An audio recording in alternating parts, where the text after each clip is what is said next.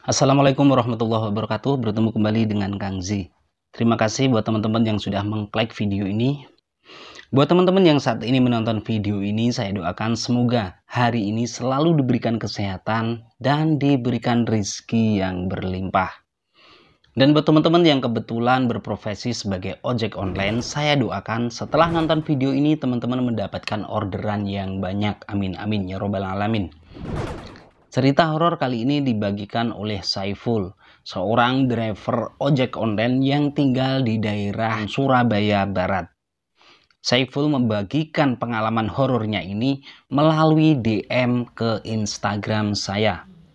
Dan di sini juga perlu saya ingatkan buat teman-teman ya. Bagi teman-teman yang punya cerita horor yang ingin saya angkat, silahkan DM ke Instagram saya yaitu ZDOVAE. Tidak perlu berlama-lama, langsung saja kita ke cerita.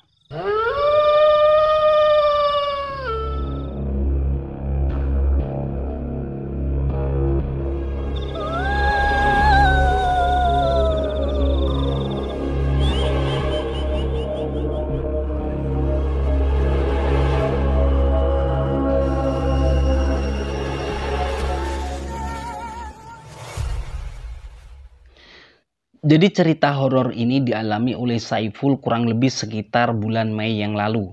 Tepatnya hari Jumat tanggal 7. Kalau tidak salah ini masih masuk di bulan puasa. Jadi cerita ini masih hangat banget. Karena itulah Saiful ini sengaja membagikan cerita horornya kepada kita semua. Siapa tahu yang nonton video ini juga mengalami hal yang sama. Khususnya buat teman-teman yang berprofesi sebagai ojek online. Jumat pagi itu Saiful berangkat ngebit alias ngojek. Dari awal keberangkatannya dari rumah sama sekali tidak ada tanda-tanda keanehan. Dia tidak mengira bahwa sore harinya dia akan mengalami hal yang begitu menyeramkan.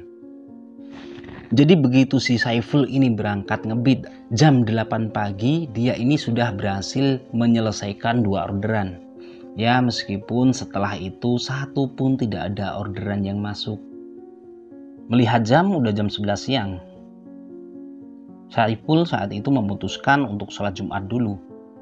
Itu memang masih masuk bulan puasa. Jikapun orderan sepi, Saiful berpikir itu adalah hal yang wajar. Sampai akhirnya dia pun berangkat ke masjid untuk sholat Jumat. Setelah selesai sholat Jumat, dia ini kembali melanjutkan ngojeknya. Ya mungkin hari itu memang sudah nasibnya si Saiful. Selesai sholat Jumat, dia sudah mencoba buat keliling-keliling tapi satu pun tidak ada orderan yang masuk. Sekitar kurang lebih jam setengah 5 sore, HP-nya ini berbunyi. Ternyata istrinya menelpon. Istrinya ini mengingatkan bahwa sudah sore. Dia meminta Saiful segera pulang dan buka puasa bersama di rumah. Tapi karena memang lebaran ini tinggal beberapa hari lagi dan hari itu Saiful belum dapat uang, sehingga dia ini bilang ke istrinya bahwa dia akan pulang agak malam. Setelah istrinya menelpon, kurang lebih jarak sekitar setengah jam atau masuk ke jam 5, alhamdulillah si Saiful ini dapat 2 orderan lagi.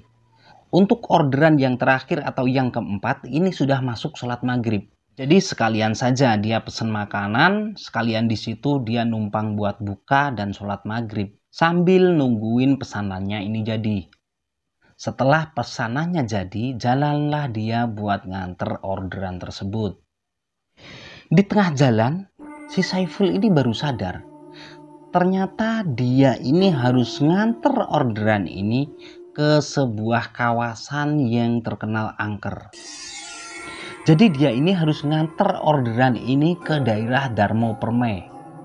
Sebuah kawasan yang begitu terkenal dengan rumah hantu Darmonya.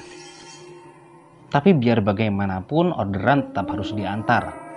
Bismillah dia pun berangkat mengantar orderan tersebut dan pulang dengan selamat. Di sini belum terjadi kejanggalan. Setelah dia balik dari titik pengantaran ini tadi, di tengah jalan tiba-tiba HP-nya bunyi. Di situ ada orderan masuk. Setelah dia cek, ternyata adalah orderan goret alias bonceng orang. Dengan alasan si Saiful ini emang gak biasa bonceng orang, ditambah lagi tujuannya ini adalah daerah rawan. Sampai akhirnya orderan tersebut di cancel oleh si Saiful. Kemudian dia jalan lagi. Tapi lagi dan lagi HP-nya bunyi lagi. Ternyata orderan yang sama masuk lagi. Di situ dia cancel lagi. Setelah jalan, orderan ini kembali masuk lagi. 3 kali di cancel masih saja tetap masuk. Sampai akhirnya si Saiful ini berpikir untuk mempertimbangkan. Dia lihat lokasi dan tujuannya. Setelah dia pikir-pikir, yus gak apa-apa lah. Toh cedak, tujuannya kan jalan raya. Anehnya di sini, udah di cancel 3 kali, tetap saja orderan ini masih masuk. Diambillah orderan itu oleh si Saiful. Honda 99 HR Muhammad Surabaya. Disinilah keanehan mulai terjadi. Berangkatlah dia ke titik penjemputan. Saiful hafal banget dengan jalan perumahan ini. Dia tahu untuk mengarah ke titik penjemputan, jalannya ini di portal selama PPKM. Tapi kenyataannya malam itu portal ini buka. Tanpa pikir panjang, Saiful pun langsung masuk. Setelah sampai di depan rumah, ternyata orang yang memesan ini tadi sudah menunggu di depan rumah. Pertama ketemu dengan Saiful, orang ini hanya nunduk. Seorang cewek dengan kulit putih, rambut lurus mirip Chinese, ditambah sebuah setelan rok pendek seatas dengkul, dan sebuah jas cewek yang memperlihatkan kalau si cewek ini adalah cewek kantoran. Tapi sayang, dari pertama cewek ini ketemu dengan Saiful, dia hanya nunduk. Bener tah ini Kak Willy? Tapi bukannya menjawab, cewek ini hanya menganggukkan kepala. Maaf Kak, saya nggak bawa helm tambahan buat kakak, nggak apa-apa ya? Lagi dan lagi, cewek ini hanya mengangguk. Pas dia naik nih, ini toko parfum apa tempat jagal? Aroma yang begitu wangi, wangi banget. Tapi sayangnya bercampur dengan bau anyir darah. Ya, anyir darah. Tapi saat itu si Saiful nggak berpikir yang aneh-aneh. Dia tetap menjalankan motor dan setelah jalan kurang lebih sekitar 200 meter, tiba-tiba HP-nya kembali berbunyi. Otomatis dia lihat karena memang HP-nya si Saiful ini ditaruh di dashboard depan. Ketika ada pemberitahuan, dia bisa langsung ngecek. Dan setelah dia cek, kok ada orderan masuk sih? Logikanya kalau orderan satu belum selesai, nggak mungkin ada orderan masuk. Disinilah Saiful mulai merasa merinding dan pikirannya kemana-mana. Sambil jalan dia ini iseng buat ngegeser kaca spion miring dikit. Dan dari kaca spion kecil itu, si Saiful melihat sebuah sosok yang kusut dengan rambut keribu menyeramkan. Dan seketika Saiful langsung menghentikan motornya. Mbak, mau dunok ini bae, mah aku ngeterno.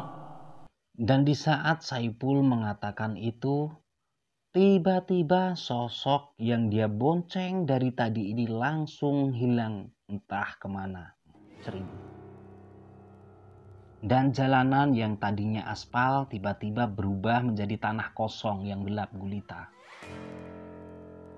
Di saat Saiful ini bingung dengan keadaan, kembali dia ini dikagetkan oleh suara orang berteriak. Loh, lah apa mas sampai ada kono? Ternyata adalah seorang security perumahan yang berjalan mendekat ke dia dengan membawa senter. Disitulah Saiful ini merasa bersyukur karena ada security yang mau menolong dia. Sampean iku lho ket mang koyo wong bingung. Tujuane katene ndi?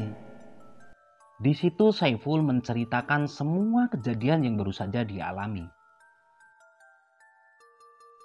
Setelah mendengarkan cerita si Saiful, ternyata security ini sudah hafal. Rumah yang tadi ngorder ke Saiful adalah rumah kosong.